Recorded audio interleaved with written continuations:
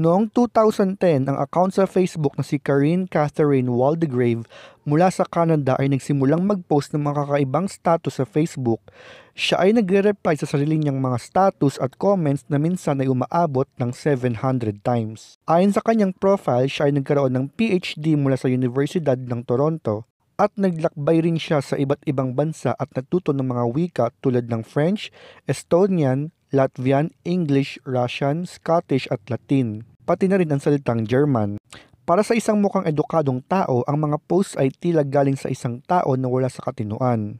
Bagamat ang ilang mga posts ay sa unang parte ay normal at may saysay, bigla itong maiiba at mawawalan ng kabuluhan at saysay sa bandang gitna ng kanyang post. Ang kanyang mga rants sa Facebook ay mga conspiracy theory tungkol sa CIA, Men in Black, Nazi at FBI at mga elites. Ang mga nakakabasa ng kanyang mga post sa Facebook ay nagdadalawang isip kung siya ba ay may problema sa pag-iisip o siya isang dating spy na naglalabas ng mga sensitibong impormasyon sa publiko.